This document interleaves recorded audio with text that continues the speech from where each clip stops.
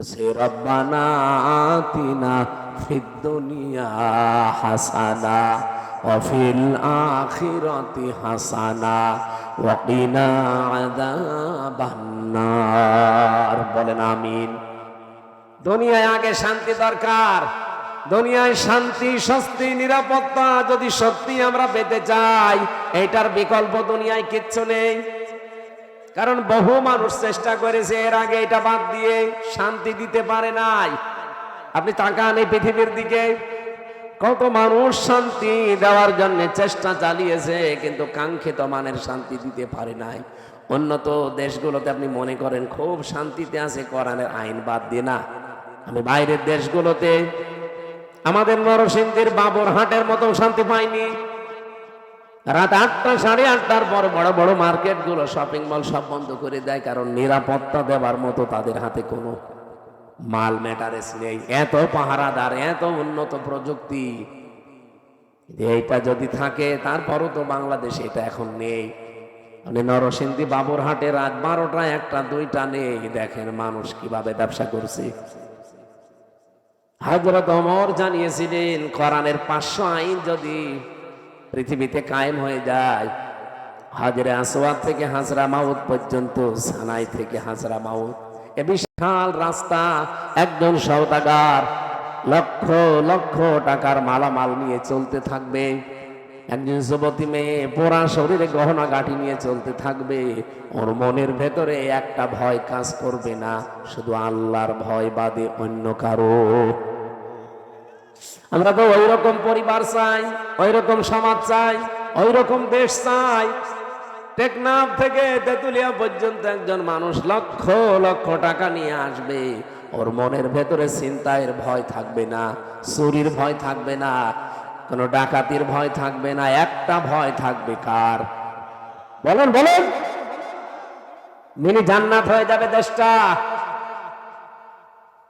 ওই দৃশ্যটা আমরা চোখে দেখতে চাই। জীবনে প্রতিদিন আমার মনে হয় এই দোয়াটা আমি অন্তত যে কোনো একবার করি, আল্লাহ পৃথিবীতে কিছুই যদি তোমার কাছে কবুল না হয়, 3টা বছর বিনা কারণে জালেমদের জিন্দানখানায় বন্দী ছিলাম, কষ্ট তো কম বেশি পেয়েছি, ওরা আর আমাদেরকে আরো বেশি কষ্ট দিয়েছে। আমি তারেক জিয়া সাহেবের পিএস জনাব মিয়া নুরউদ্দিন অপু ভাই, ওনার বন্ধু গিয়াসউদ্দিন মামুন ভাই, এই 2 জনের সাথে আর আল্লামা মামুনুল হক, এই 4 জন আমরা পাশাপাশি ছিলাম 3 বছরে। মিয়া নুরউদ্দিন অপু ভাই আর মামুনুল হক, এই 2 জনের যে স্যাক্রিফাইস আমার প্রতি আমি জীবনও বলতে পারবো না। এই জন্য যেখানে যাই আমি অপু ভাইয়ের জন্য, মামুন ভাইয়ের জন্য, মামুনুল হকের জন্য আগে দোয়া করি নেই, আল্লাহ পাক দুনিয়া আখিরাতে তাদের যেন উত্তম পুরস্কার দান করেন। বহু কষ্ট পেয়েছে লোকগুলো বিনা কারণে, বিশেষ করে অপু ভাইয়ের মতো মানুষ। এখন পরিবর্তন হয়ে গেছে যতটুকু, কি কষ্ট দিত এই মানুষগুলো। 24 ঘন্টা সিসি ক্যামেরা লাগিয়ে, 2 জন পাহারাদার আমাদের 4 জনের জন্য আলাদা বসা, 24 ঘন্টা তালা লাগানো, ফাঁসির কন্ডেম সেলে। মনে হচ্ছে আমরা কি করেছি। খালি ওনাদের তারেক জিয়ার সাথে সম্পর্ক আর আমাদের ইসলামের সাথে সম্পর্ক। তাছাড়া আমার কি দোষ পেয়েছিল বলে? আমারে মামলা দিয়েছে, আমি নাকি আনসারুল্লাহ বাংলা টিমের প্রধান, কি অসাতা আমি জানি। সেই ভুয়া মামলা দিয়ে 3 বছর রেখে দিল। আরে জেলে দিলেও তো থাকা যায়, নাটোরে তো জেলখানা। জেলা কারাগার গুলোতে থাকা আর বাড়িতে থাকা প্রায় সমান, কিন্তু আমাদের ওই গেছিল হাই সিকিউরিটি জেলে, ফাঁসির সেল, কন্ডেম সেল, ওর ভেতরে আবার 24 ঘন্টা তালা লাগা। কিছু পড়তেও দিত। একবার কারারক্ষী দেবদুলাল বললাম যে স্যার একটা বই নিয়ে এসে দিতে পারেন না? হুজুর আমার সুন্দর সুন্দর বই আছে, একটা নিয়ে দেব। এসে দেখিয়ে দিয়েছে বঙ্গবন্ধুর আত্মজীবনী। এটা পড়ে করবো কি? না, অনেক জ্ঞান আছে এর ভেতরে, পড়েছিলাম। পড়াটা কি করবো, কোনো বই নেই তো, সারাদিন সারা রাত ওই বই। কয়েকদিন পরে থেকে আবার দায়িত্বে এসেছে, বললাম যে ওই বই শেষ হয়ে গেছে, আর একটা ভালো বই নিয়ে এসে দেন। এবার নিয়ে এসে বঙ্গবন্ধুর ছেলেবেলা। আপনি আর বই পান না? ওখানে বঙ্গবন্ধু কর্নারে শুধু এই বই আছে। পরের দিন আর একটা বই দিল, বঙ্গবন্ধুর চীন সফর। রাগ করে বললাম আপনি আর কোনো বই নিয়ে আসবেন না। আপনি যদি পারেন, হিন্দু মানুষ তো আপনার কাছে তো বলে লাভ নেই, কোন মুসলমান কারারক্ষী অন্তত দায়িত্বে আসে। আশরাফুল বলে একজন আসলো, ওর এখানে নাম লিখা মনে করলাম যাক, এরা আর কিছু না করেন, হালকা পাতলা ইমান তো আছে। বললাম যে ভাই আপনি একটু তাফসীর নিয়ে এসেছেন তো, সারাদিন এই বসে থাকা 24 ঘন্টা তালা লাগান, আপনি একটু সূর্যের আলো নিতে দেন। আল্লাহর ইশারা দুইটা তাফসীর নিয়ে এসেছে দেখি, ফি জিলালিল কোরআন আর তাফহিমুল কোরআন। এ পৃথিবীতে 42টার উপরে তাফসীর আছে, সবচেয়ে বেশি আমি ভালোবাসি এই দুইটা তাফসীরকে, আর আল্লাহও মিলিয়ে দিয়েছে এই দুইটাই। ওখান থেকে বসে বসে যতগুলো বিষয় আমি নোট করেছিলাম, ওরা তো লিখতে দেয়নি ভালোভাবে, চুরি করে করে যা করেছিলাম ওইটা আজকের তেলাওয়াতকৃত আয়াতের ভেতরে হালকা আছে। আমার এবার কোরআন থেকে আরম্ভ করি নাকি নাকি কষ্ট হয়ে যাচ্ছে, একটু বেশি সময় হয়ে গেল। জবান খুলে সূরা মুলকের 2 নাম্বার আয়াত, মাত্র একটা আয়াত পড়েছি। এ মাথার ভেতরে আয়াত নিয়ে যত কথা সাজানো আছে, সারা জীবন যদি বলা যায় তাও শেষ হবে না, এত কথা আছে আয়াত। আমরা তাফসীর আকারে পড়বো এবং তাফসীর আকারে বলবো ইনশাআল্লাহ। জবান খুলে কোরআনের সোনালী আয়াত পড়েন। আউযু বিল্লাহি মিনাশ শাইতানির রাজিম। বিসমিল্লাহির রহমানির রহিম।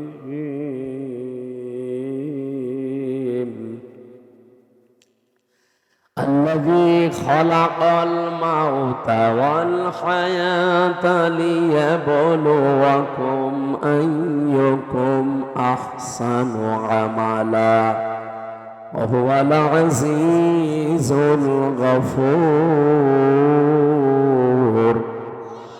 صدق الله العظيم। কোন সূরা জানো? মুলক। মুলক মানে রাজত্ব, মুলক মানে আমরা যাই ভাবি যাই করি না কেন, যাই চিন্তা ভাবনা আমাদের থাক, বিভিন্ন রাজনৈতিক দল করার কারণে আলাদা চিন্তা ভাবনা থাকতে পারে, কিন্তু রাজত্বের আসল মালিক কিন্তু আল্লাহ। এটা আপনাকে বিশ্বাস করা লাগবে। যদি এর ভেতরে অন্য কেউ ঢোকে আপনি মুশরিক। এক কথা বলছেন, রাজত্বের মালিককে ক্ষমতায় পৃথিবীতে কেউ দিতে পারবে না। আপনাকে ক্ষমতায় দিতে পারবে শুধুমাত্র আমার আল্লাহ। আপনার যদি অন্য কোনো বিশ্বাসের ভেতরে ঢোকে যে না আমেরিকা আমারে পারবে, ভারত আমারে পারবে, জনগণ আমারে পারবে, আল্লাহর কসম আপনার ঈমান শেষ, আপনি মুশরিক হয়ে গেছেন। কিয়ামতের দিন আমল লাখ লাখ যদি মানুষের কমও থাকে, কিন্তু ঈমানটা যদি তার নির্ভেজাল থাকে, আমার আল্লাহ তারে মাফ করে দেবে। আমল আপনি গাড়ি গাড়ি করেছেন, কিন্তু ঈমানের ভেতরে যদি ভেজাল থাকে, ওয়াকাদিমনা ইলা মা আমিলু মিন আমালিন ফাজআলনাহু হাবাআম মানসুরা। এই পৃথিবীতে কোনো মানুষ যদি শিরিক যুক্ত আমল নিয়ে আল্লাহর কাছে হাজির হয়, যে এই দেখেন ওর আমলটা দেখার পরে আল্লাহ ধুলি কণার মতো ওর মুখের উপর নিক্ষেপ করবে। আল্লাহর এক বান্দা আয়াতটা নিয়ে চিন্তা করছিলেন। এক বাজারে গেছে বাজার করার জন্য, হঠাৎ বাজারওয়ালা দোকানদারকে 100 টাকার একটা নোট দিয়ে বাজারগুলো সদাইগুলো দিয়ে দেন। মানে টোট এভাবে উলট পালট করে বলছে, হুজুরে টাকা চলে না, অচল টাকা, এর মাঝে যে একটা দাগ থাকার দরকার ওটা নেই, এটা জাল টাকা, ভেজাল, আপনি নিয়ে যান, অন্য সময় দিয়ে যাবেন। যেই বলেছে এটা জাল অচল, উনি সেন্সলেস হয়ে গেছে। লোকজন এসে বলেছে দোকানদার এই লোকটাকে মেরেছেন, বলছে না ওর হুঁশ ফেরান। পানি দিয়ে বাতাস দিয়ে যখন হুঁশ ফিরিয়ে এসেছে, ওরে জিজ্ঞাসা করছে ভাই আপনি অজ্ঞান হয়ে গেলেন কেন? লোকটা বলছে দেখেন ওকে আমাকে কিচ্ছু বলে নাই, মারিও নাই, বকা বকিও করে নাই, শুধু টাকা দিয়েছিলাম, টাকাটা উলট পালট করে বলছে এটা জাল টাকা, অচল, চলে না। আমার জীবনে একটা ধাক্কা লেগেছে যে আমারও তো একটা টাকার নোট আছে, তার নাম হায়াত। তার নাম কি বলেন বলেন? আমার তেলাওয়াতকৃত আয়াতের দ্বিতীয় শব্দ কিন্তু এইটা, আল্লাযী খালাকাল মাউতা ওয়াল হায়াতা। আল্লাহ বলেন আমি তোমাদের মওত আর হায়াত বানিয়েছি। লোকটা ডাক দিয়ে বলছে আমারও একটা হায়াত আছে, একটা নোট আছে টাকার, তার নাম এই 50, 60, 70 বছরের হায়াতের জিন্দিগি। আমি যদি এখনই মারা যাই, রব্বুল আলামিন যদি আমার হায়াতটা হাতে করে বলে বান্দা এটা অচল, চলে না। এর ভেতরে শিরিকের কিছু দেখতে পাচ্ছি, এর ভেতরে মানুষ ঠকানো আমল দেখতে পাচ্ছি। এইরকম ভেজাল আমল দিয়ে, এরকম ভেজাল জীবন দিয়ে আমার জান্নাতে যাওয়া যাবে না। এই চিন্তা করে আমি সেন্সলেস হয়ে গেছি। ও নাটোরবাসী, আমরা কোথায় আছি বলেন তো? তারাও তো মানুষ ছিল। কুল্লু নাফসিন যায়িকাতুল মাউত ওয়া ইন্নামা তুওয়াফাউনা উজুরাকুম ইয়াউমাল কিয়ামাহ। সূরা আলে ইমরান 4 নাম্বার পারা 13 নাম্বার পৃষ্ঠা 13 নাম্বার লাইনের 185 নাম্বার আয়াতের প্রথম অংশে আছে। এটা তাফসীর ইবনে কাসিরে পাবেন। রব্বুল আলামিন বলেন প্রত্যেকেই কিন্তু মারা যাবে। এই এদিকে তাকান। এখানে যারা আমরা আছি খুব বেশি হলেও আর 60 বছর 70 বছর, খুব বেশি হলেও 100 বছর পরে একজনও থাকবেন না। নতুন মানুষ এই জায়গায় এসে জমিন চাষ করবে। কথা বলেন না কেন? তার মানে 100 বছর পরে আমরা যারা এখানে আছি নারী পুরুষ সবাই কবরের বাসিন্দা। মাত্র 100 বছর। আর যদি 200 বছর পরে আপনি এই নাটোরের এই জাঠিয়ান এলাকায় এসে যদি বলেন এই বাড়ি আমার, ওই বাড়িতে ওই সময় যারা বসবাস করবে তারা আপনাকে চেনে না কি, আর আপনিও তাদেরকে চেনেন না, কিন্তু বাড়ি ঘর আপনার, আপনি চিনতে পারছেন। এখন এসে যদি বলেন এই বাড়ি আমার, আল্লাহর কসম আপনাকে ঢুকতে দেবে না। আমি আমার নিজেরটা বলছি, এই যে কোরআন আমার সামনে, আমি জেলখানায় গিয়ে এগুলো আরো বেশি উপলব্ধ করতে পেরেছি, কারণ একা একা থাকতাম। আমার বাবার নাম রিয়াজউদ্দিন, তার বাবার নাম জাহান আলী, তার বাবার নাম নোমাজ আলী। এরপরে আমি আর চিনি না, সত্যি কথা বলছি, এরপরের পুরুষ আমি আর চিনি না। আর আমি নোমাজ আলীকে দেখি নাই, আমি জাহান আলী পর্যন্ত দেখেছি। এখন এই নোমাজ আলীর বাবা মাত্র 70-72 বছর আগে মারা গেছে। এই লোকটা এখন যদি এসে বলে কুষ্টিয়ায় এই 2 তলা বাড়ি আমার, এই ভিটা আমার, ওর দাঁত মুখ খুলে ফেলবে না? ভণ্ডামি করা যায় কত? কিসের নোমাজ আলীর বাবা আপনি? আমি তো নোমাজ আলীকে চিনি না। এক কথা বলছেন না? বলেন তো আমার বাবা রিয়াজউদ্দিন, জাহান আলী, নোমাজ আলী, তারপরে আমি চিনি না। আমি তাও 3 পুরুষ পর্যন্ত বললাম। এ ভাইরে জিজ্ঞাসা করেন তো, 3 পুরুষও পারবে না? খুব 2টা পারবে মনে হয়।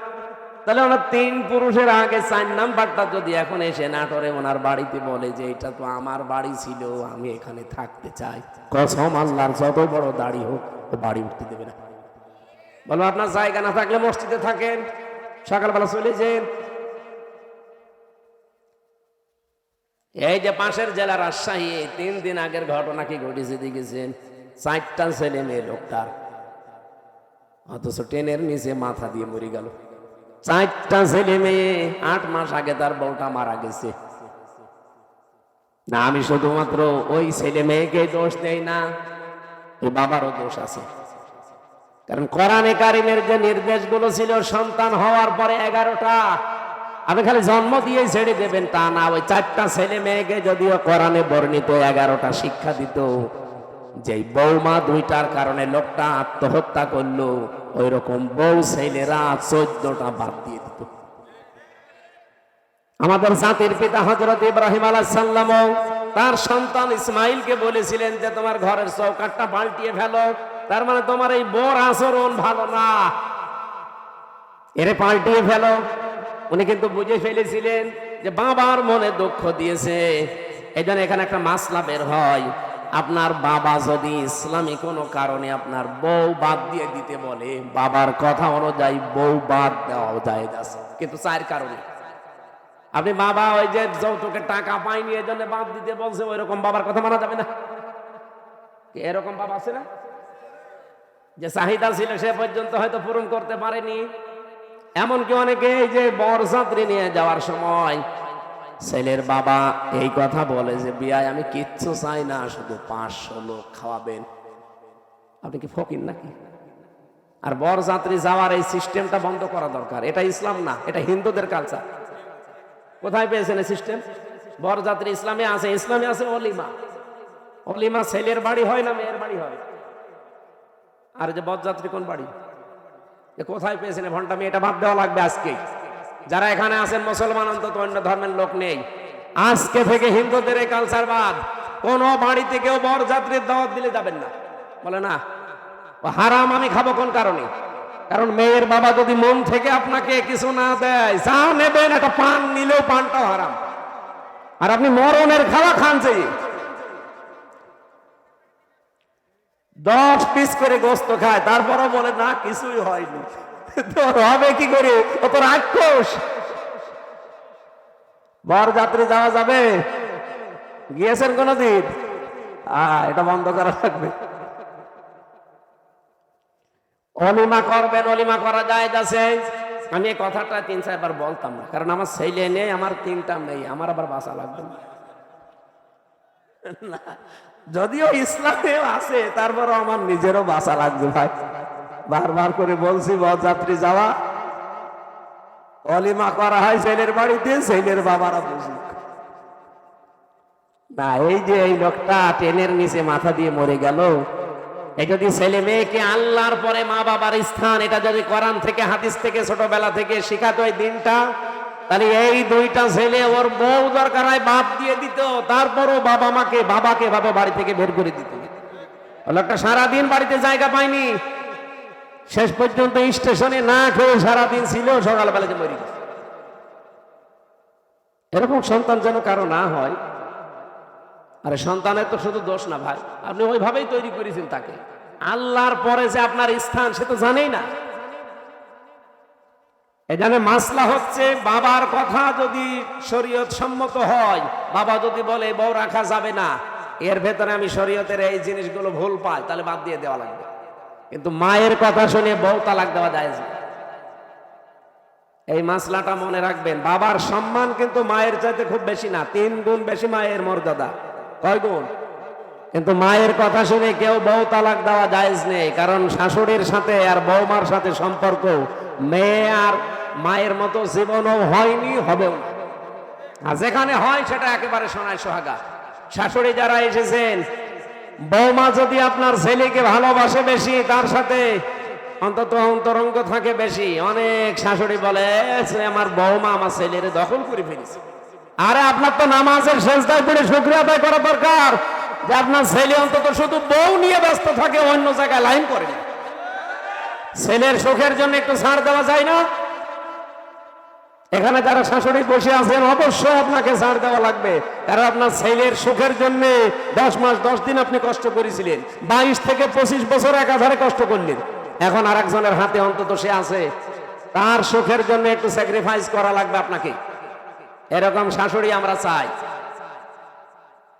এরকম মা আমাদের দরকার নেই। এই মার এদিকে মন পাওয়া যায় না, ওদিকে বর মন পাওয়া যায় না, শেষে আমরা রোগী হয়ে যাই। এরকম পরিবার দেশে নেই, বলেন বলে নেই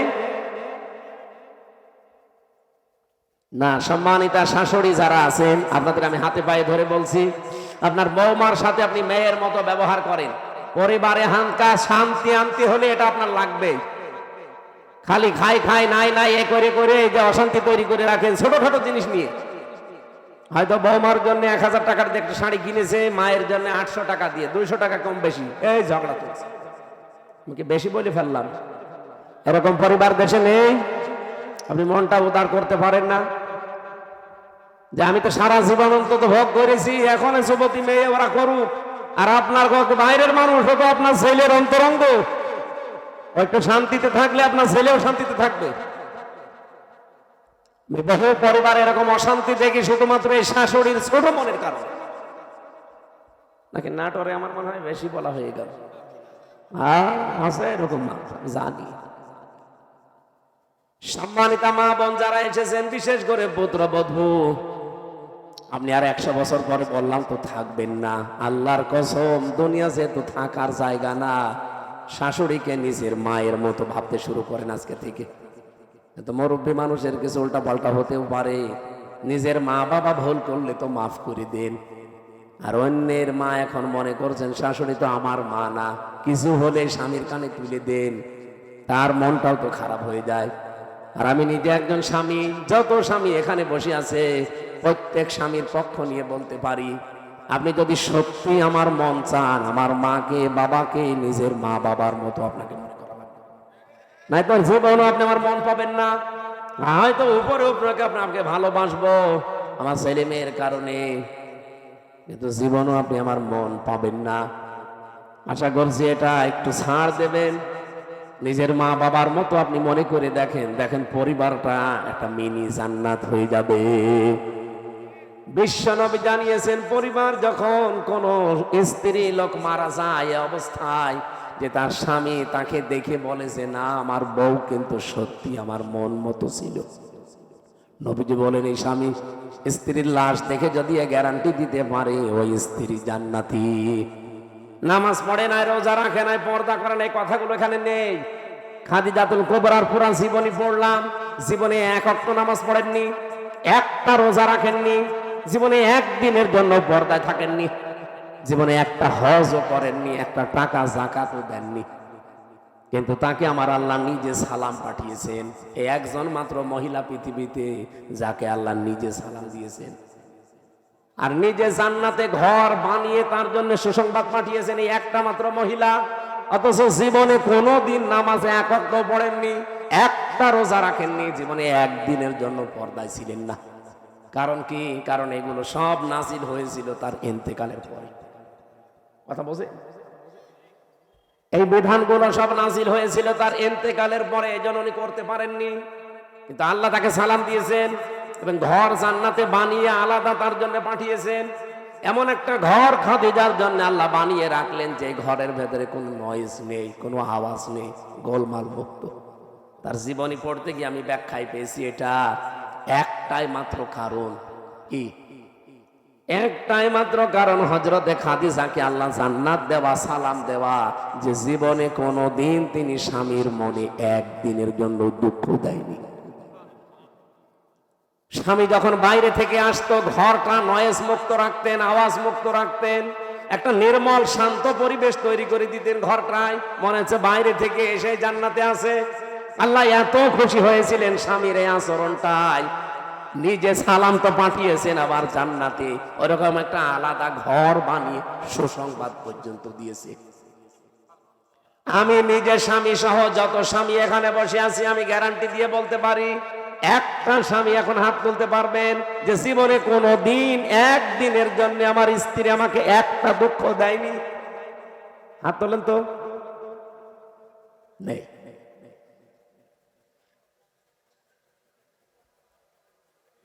নেই। এই দুইজন তো হাত তুলতে পারে। এই ক্যামেরা এদিকে মারো না, আমি হাসির জন্য বলি নাই, চিন্তা করে দেখেন আমিও হাত তুলতে পারলাম না, যদিও ম্যাডাম মনে হয় দেখছে, যা করে করুক গা, কপালে যা আছে হবে। কি আশ্চর্য মেয়েরা, এই যে হাজার হাজার মহিলারা বসে আছে, ওরা মনে করে নামাজ পড়লে, রোজা রাখলে আর কালো বোরকা পড়লে আমি জান্নাতি। কে বলিস আপনাকে? খাদিজা তো জীবনে এক ওয়াক্ত নামাজ পড়েনি, একটা রোজা রাখেনি, একটা দিনের জন্য পর্দায় ছিল না, জীবনে কোনো দিন একটা দিনের জন্য, একবারের জন্য স্বামীর মনে তিনি দুঃখ দেয়নি। এরকম স্ত্রী তৈরি করা দরকার না? এখানে যারা বসে আছেন আল্লাহ যেন খাদিজার মতো তৈরি করে দেন আপনাদের, বলেন আমিন। না, সিস্টেমটা যদি উল্টিয়ে ফেলি, ওরা হুজুর এটা একটু বলেন তো, এখানে এমন কোন স্বামী আছে কিনা যে জীবনে একদিনের জন্য স্ত্রীকে একটা দুঃখ দেয়নি? একটা প্রতিদিন 20টা করে দুঃখ দিচ্ছে। আমাদের হযরতে আলীর মতো হওয়া লাগবে। আল্লাহ আমাদেরকে এই মানুষগুলোর জীবনের সামনে রেখেছেন কেন? শিক্ষা নেওয়ার জন্য। পরিবারটা জান্নাত হয়ে যাওয়ার কথা, অথচ 100টার প্রায় 99টা পরিবার এখন শান্তি নেই। সে আলেম বলেন, হুজুর বলেন আর জেনারেল বলেন, সবগুলো এখন অশান্তি, এই শুধু ছোট মনের কারণে। আমি দুনিয়ার একটা হিসাব দিচ্ছিলাম, আমি নিজের দাদা দাদার বাবাকে পর্যন্ত আর চিনতে পারছি না।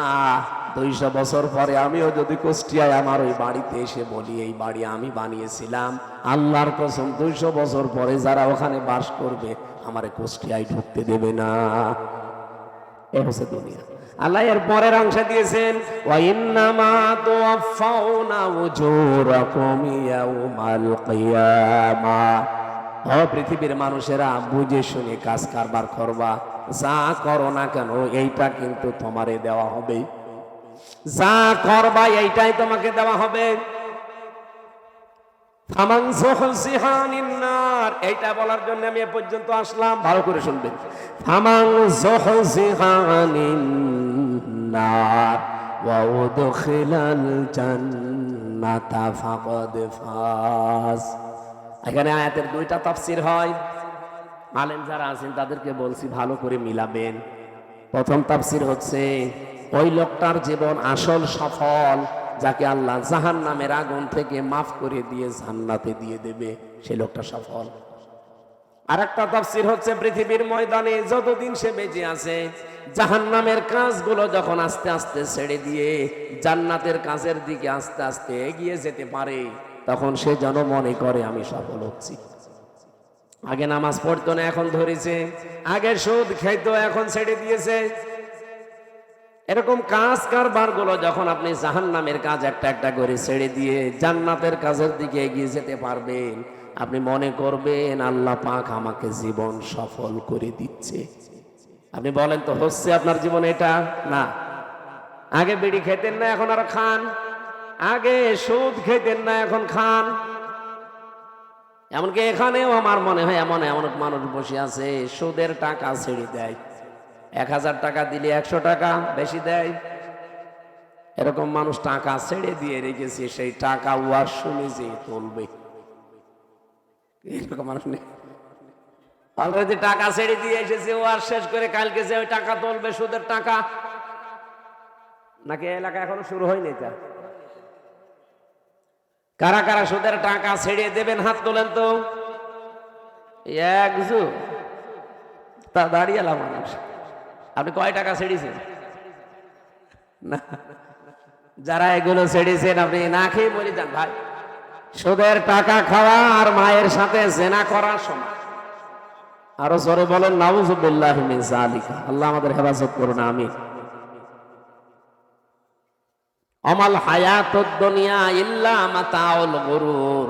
আল্লাহ বলেন পৃথিবীর এই জমিনটা পুরা জীবনটাই ধোঁকা, এটা পুরাটা খেল তামাশা, এটা প্রতারণা ছাড়া দুনিয়ার মানুষ কিচ্ছু না। এখনো টের পাচ্ছ না? আমি হামজা যদি এখনই এই অবস্থায় মরে যাই, আপনারা হয়তো খবর পাঠিয়ে দেবেন বাড়িতে যে হামজা মারা গেছে। আমার স্ত্রী, আমার ম্যাডামই কাঁদতে কাঁদতে বেহুশ হয়ে যাবে, আমি জানি, এত ভালোবাসে। হয়তো 2, 3 দিন, 5 দিন, 7 দিন খাওয়া দাওয়া হাফ হয়ে যাবে, খেয়ে না খেয়ে পার করবে। 4 মাস 10 দিনের ভেতরে দেখবেন সব স্বাভাবিক হয়ে গেছে। কি হলে আমার নিজের একা না, প্রত্যেকের জীবনে এইটা। 4 মাস 10 দিনের ভেতরে ঠিক আমার শ্বশুর ম্যাডামের নিয়ে অন্য জায়গায় বিয়ে দিয়ে দেবে। কি মাত্র 4-5 দিন সংসার করার পরে ওর বাবার কল দিয়ে বলবে, আব্বা হামজা তো আর কি ছিল, এখন যেটা দিয়েছে এটা 100 গুণ ভালো। এই হচ্ছে দুনিয়া। আল্লাহ এইটা আমাদের বুঝিয়েছেন যে আমাল হায়াতুদ দুনিয়া ইল্লা মাতাউল গুরুর। যে হায়াত শব্দটা আছে না, এইটার ব্যাখ্যা করার জন্য আমি আয়াত পড়ব। আপনাদের কষ্ট হচ্ছে নাকি ভাই? আর আধা ঘন্টা থাকা যাবে না? অনেক ব্যস্ত মানুষ আছে তো, এই জন্য আমি তাড়াতাড়ি করছি, এনারা আবার চলে যাবে তো। আমার ভাইরা, আল্লাহ রাব্বুল আলামিন শুরু করলেন, আয়াতের শুরু থেকে দেখবেন আল্লাযী খালাকাল মাউতা ওয়াল হায়াতা। আমি এমন আল্লাহ কি তোমাদের মউত আর হায়াত আমি বানিয়েছি। এবার চিন্তা করেন, আল্লাহ আয়াত শুরু করার আগে কিন্তু হায়াত আগে দেননি, আগে দিয়েছেন মউত। কি দিয়েছেন? মুফাসসিররা তাফসীর করতে গিয়ে লিখেছেন, আল্লাহ পাক মানুষকে জানাতে চেয়েছেন, পৃথিবীর মানুষেরা পৃথিবীর যত উপরে ওঠো না কেন, এই কথা সব সময় মনে রাখবা যে আমার মরা লাগবে। কি করা লাগবে? আমি প্রধানমন্ত্রী না, আমি সারা পৃথিবীরা যদি মরণ হয়ে যায়, এই চিন্তা সব সময় পেছনে রাখবা যে আমার মরা লাগবে, তাহলে দুনিয়ার জীবনটা পরিচ্ছন্ন থাকবে।